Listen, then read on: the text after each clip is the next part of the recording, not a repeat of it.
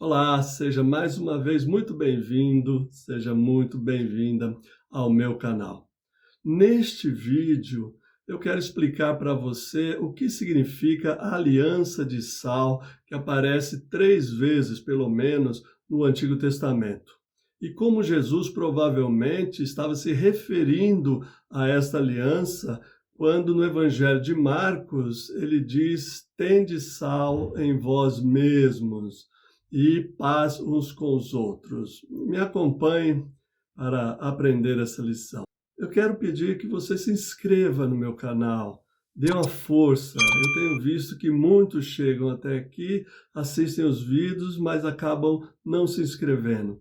É muito importante para o desenvolvimento do canal e desse ministério de como ler o Antigo Testamento, a sua inscrição, a sua participação, tá bom? Faça isso, por favor. Muito bem, a aliança de sal que aparece no Antigo Testamento aparece de 3 formas diferentes. Eu vou ler os textos e vou explicar para você o que significa essa aliança de sal e como provavelmente ela serve de pano de fundo para as palavras de Jesus no Evangelho de Marcos. Eu vou ler na tradução ecumênica da Bíblia. O livro é Levítico, capítulo 2, verso 13. É o primeiro texto. Nós vamos acompanhar a ordem canônica, isso é, na ordem que aparece nos livros da Bíblia. Pois bem, Levítico 2:13 diz: "A toda a oferenda que apresentares adicionarás sal. Não omitirás nunca o sal da aliança do teu Deus sobre a tua oferta. Com cada um dos teus presentes apresentarás sal". Neste verso de Levítico, a gente tem a expressão sal da aliança. Não é a aliança de sal, mas é o sal da aliança, se referindo, obviamente, à aliança de sal. Aqui, todas as ofertas apresentadas diante de Deus devem ser salgadas, devem ser apresentadas acompanhadas de sal. Essa ideia é uma ideia comum em todo o Oriente Antigo e de que o sal, além de dar sabor e preservar, é sinal de uma aliança. Ele serve como um pacto entre as duas partes.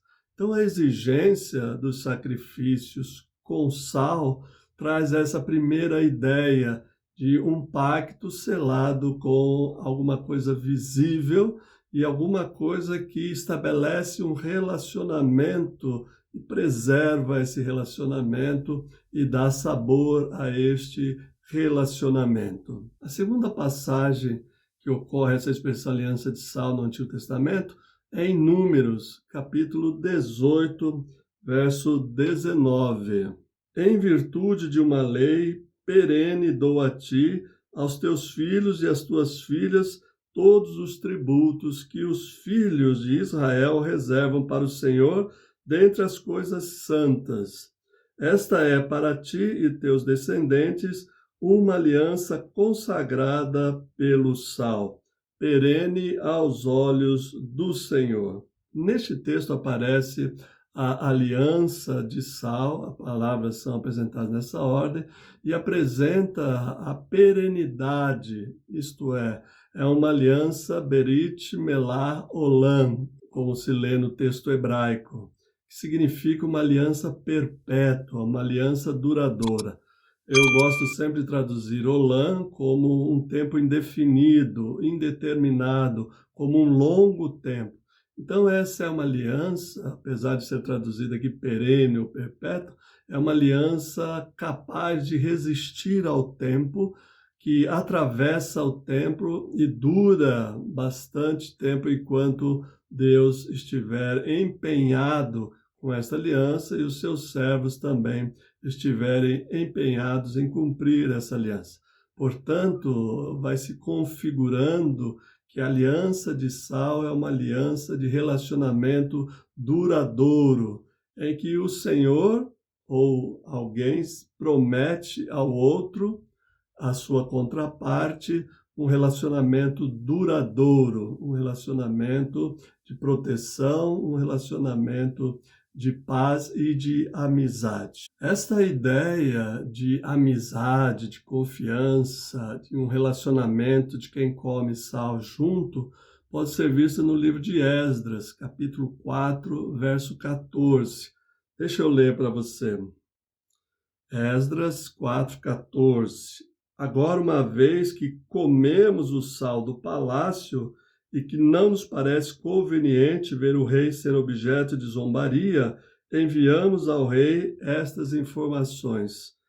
Esses súditos que comeram o sal no palácio do rei se sentem obrigados, ligados em um laço de confiança, em um laço de amizade, em um laço de proteção, de um proteger o outro. Então, aqui eles estão informando ao rei sobre alguma coisa que vai acontecer, sobre o que eles consideram uma conspiração, mas para nós o que importa aqui é essa atitude de proteção, de confiança, né, de fidelidade, porque participaram do sal da comida do rei do palácio. É muito importante essa ideia porque vai confirmando aquilo que eu estou dizendo, que o sal, a aliança de sal, é uma aliança de confiança, é uma aliança de amizade, é uma aliança de relacionamento. O terceiro texto do Antigo Testamento